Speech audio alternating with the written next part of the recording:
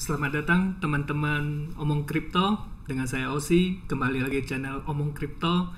Di sini kita akan membahas apa itu blockchain, apa itu cryptocurrency, apa itu NFT, dan semua game-game yang bersifat Web3 sekarang. Kemarin kita telah bahas BTC ya. BTC kita membahas investasi atau judi.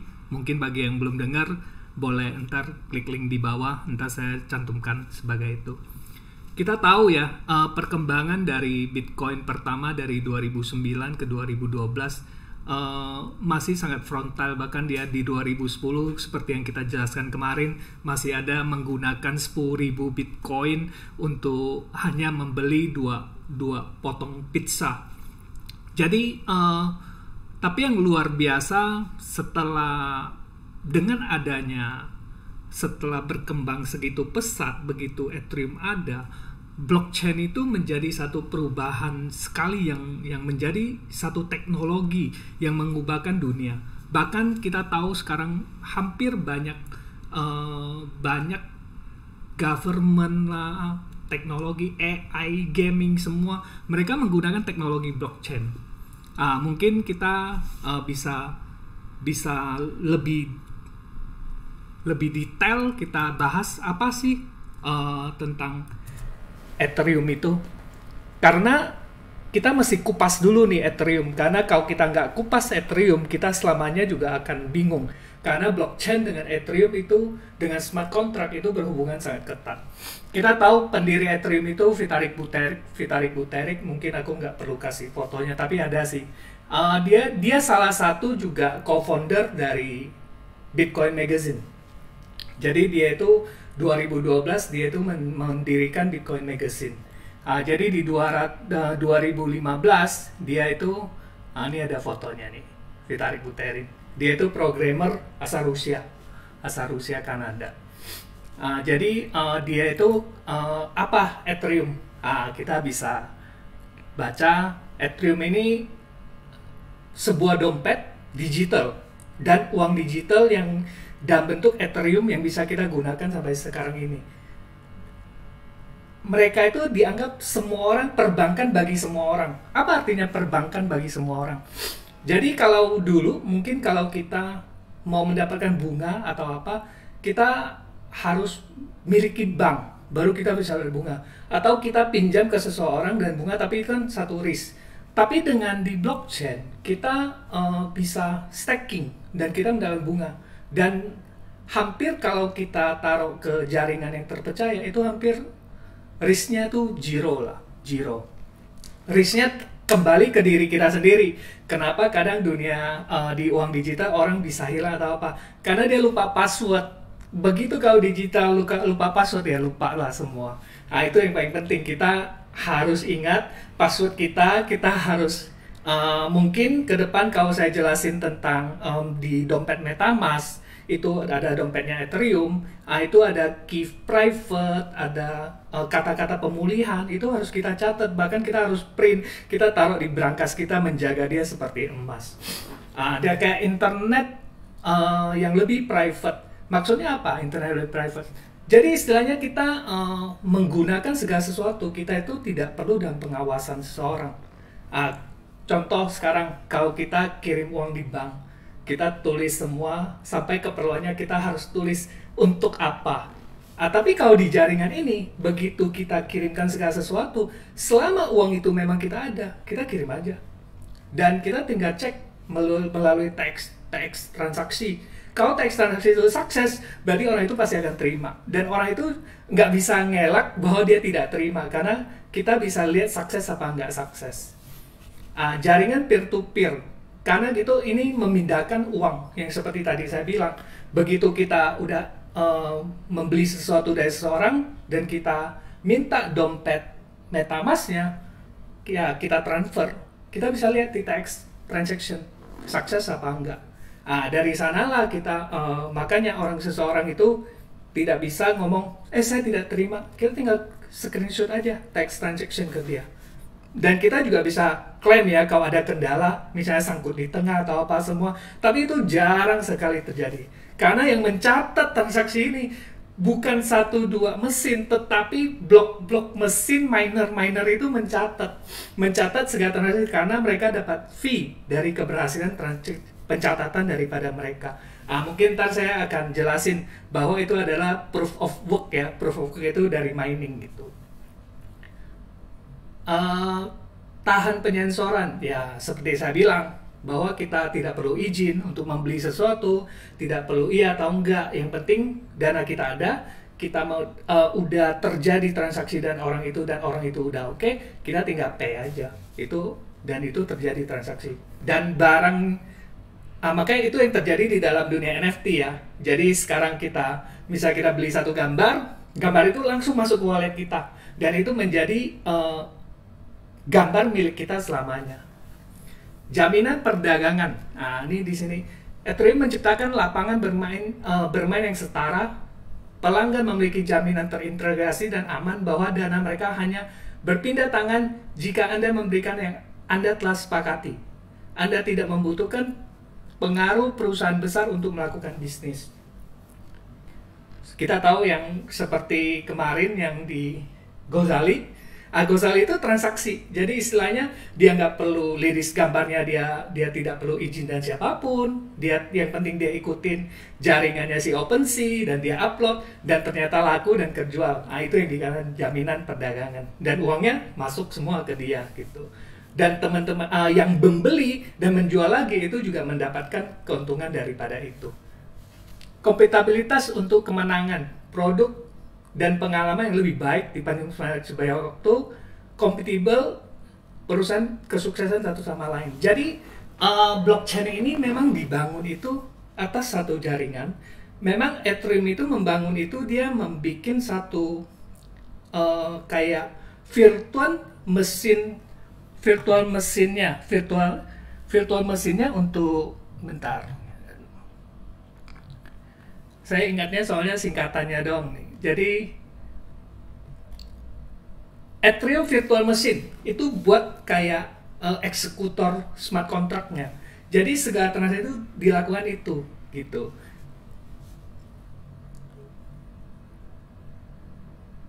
Ethereum itu memang dibangun berdasarkan inovasi dari Bitcoin. Tetapi yang dilakukan itu dia melakukan seperti yang saya bilang, dia itu melakukan adanya smart contract, dan smart contract itu dia melakukan eksekutor smart contract-nya itu dia melakukan open source sehingga orang bisa memakai untuk semua data-data aplikasi untuk bisa memakai itu sebagai teknologinya itu ke dalamnya.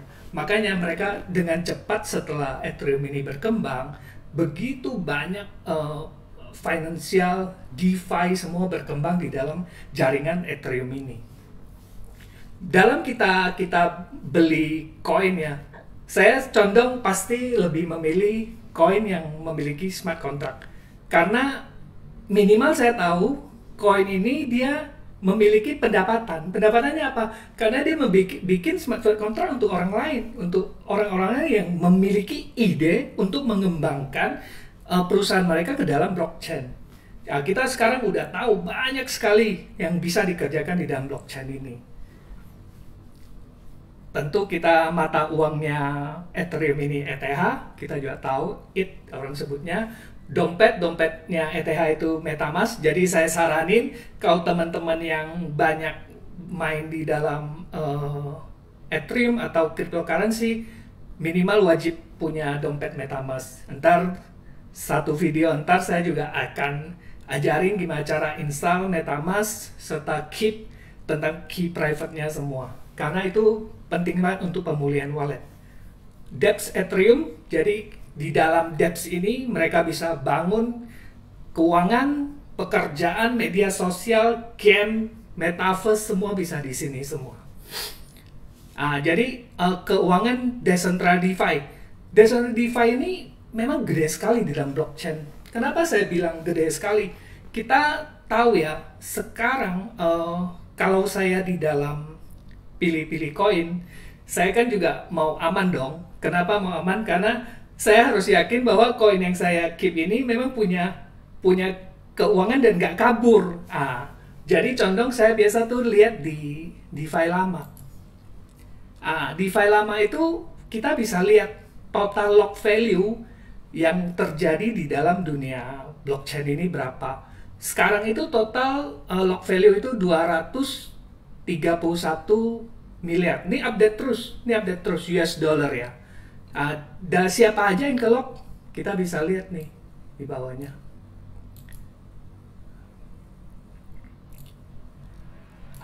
Jaringan yang ke lock yang tergede Ethereum senilai 144 miliar US dollar dengan 529 protokol. Berarti ada 529 DeFi yang berbeda. Mereka menerima locking money sebesar itu terkumpulnya gitu.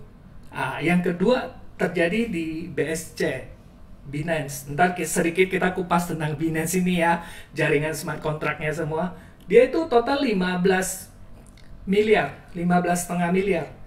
Kemarin Terra Luna itu nomor 2 di atas BSC, dan akibatnya apa? Kita tahu koinnya langsung terbang. Jadi penting kita sebagai orang-orang di dalam cryptocurrency, kita itu harus melek juga tentang indikator apa yang kita harus ambil untuk dalam memutuskan untuk membeli satu koin. Jadi kita harus benar-benar aware akan hal ini. Jangan beli gara-gara dengar teman. Itu bahaya, kadang kita bisa jatuh. Tapi kalau kita beli, apa yang tahu kita beli, kita pasti aman. Kenapa Phantom kita tahu ya, dalam 1 tahun kemarin dia naiknya hampir 5 atau 10 kali ya. Pokoknya aku nggak ngikutin, karena dulu sempat punya Phantom, tapi udah lama lepas dan nggak pernah beli balik lagi. Phantom itu sekarang di atas Solana untuk total lock-nya. Makanya ini yang menjaga Phantom itu jadi primadona. Bahkan beberapa Twitter yang saya lihat men-show Phantom ini diceritakan seperti Ethereum itu pada saat 2015-2016 yang seharga cuma $2 gitu loh. Jadi menarik lah kalau kita mampu tahu banyak tentang apa itu smart contract, koin-koin apa yang melakukan itu, kita jadi lebih pede, confident untuk membeli satu koin. Oke, kita sekarang masuk ke kita ini ya, lihat ini ya. Ini aku dapat dari websitenya Avalanche.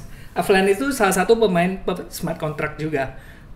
Avalanche itu menceritakan dia itu lebih kenceng lah. Dia populer, pasti dia lebih kenceng. Dia udah itu di atas 4.500 transaksinya.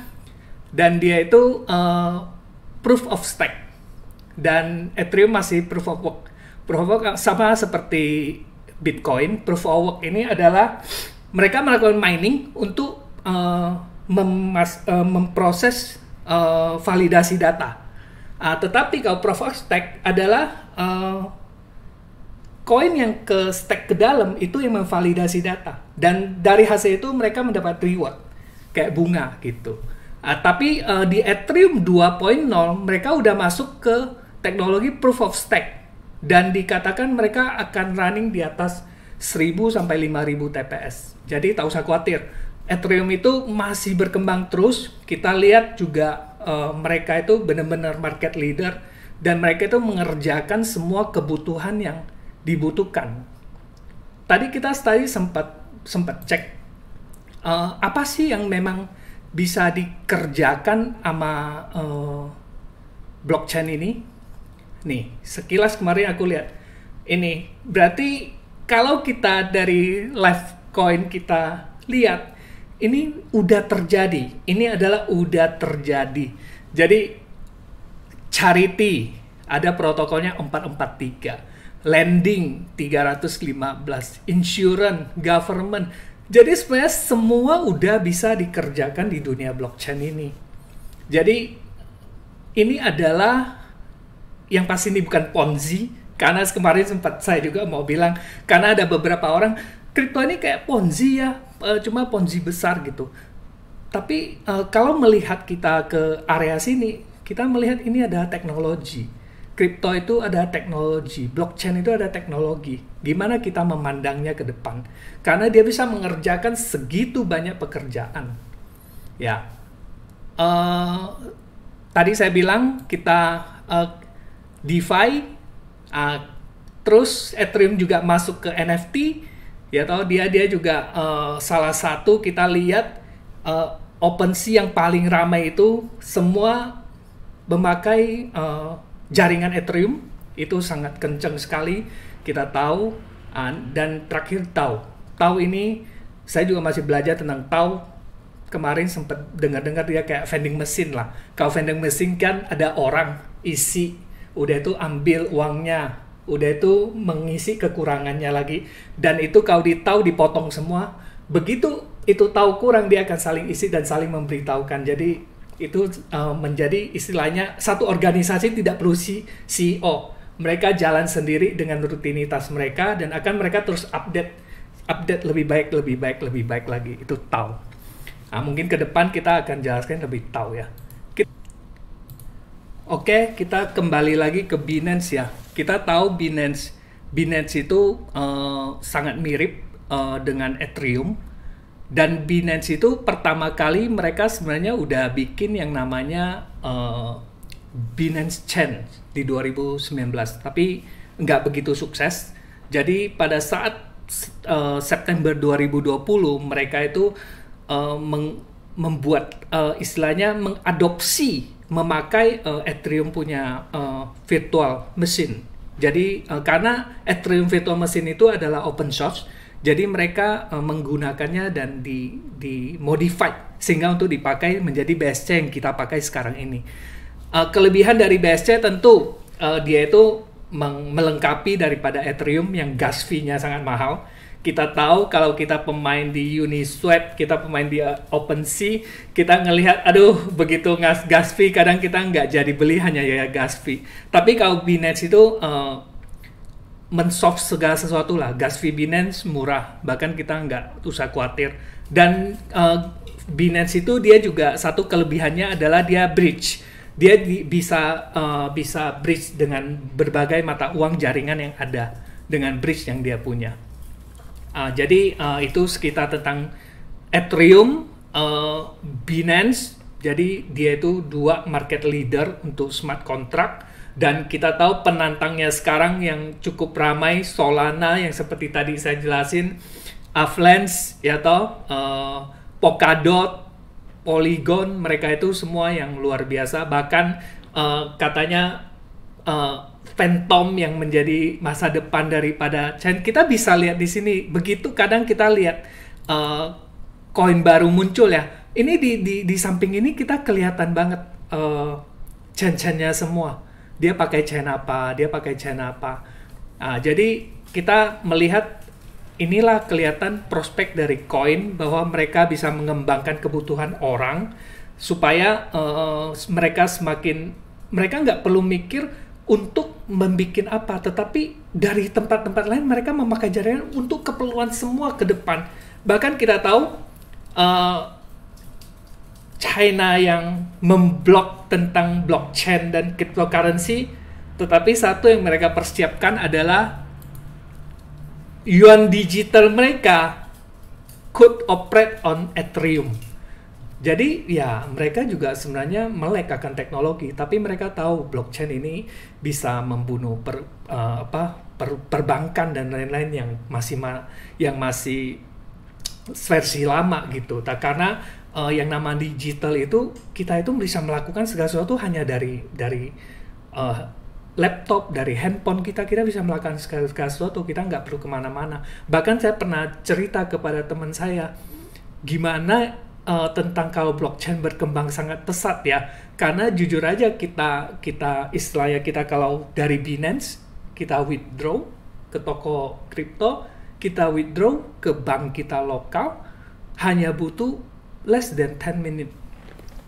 Tetapi saya pernah pegang cek bank lain untuk masuk ke BCA butuh 2 hari. Kalau bank tersebut kita langsung setor di bank itu, butuh kurang lebih kita nunggu 2,5 jam. Dan masuknya lagi 1 jam, mungkin 3,5 jam. Jadi, blockchain ada teknologi, that's a teknologi. Kita suka, nggak suka, kita akan mengalami itu. Ethereum 1.10 akan kembali Ethereum 2.0 dengan POS, Proof of Stake. Jadi itu adalah green energy juga. Dan kita selaku pemegang koin Ethereum, kita itu juga mendapatkan reward dari apa yang kita stake ke depan. Dan kita tahu yang seperti saya bilang, koin Ethereum dari pertama launching di 2016, 17 dan terus naik. Nah memang ya itu, tapi ujungnya tetap tinggi lah. Sampai sekarang itu dia investasi apa yang bisa menghasilkan dalam 10 tahun dia berapa persen naiknya. Jadi saya merasa kita kudu melek akan teknologi.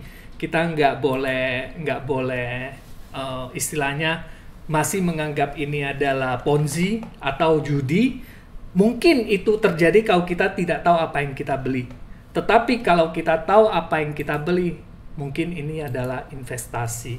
Jadi tetap terus stay di dalam channel ini.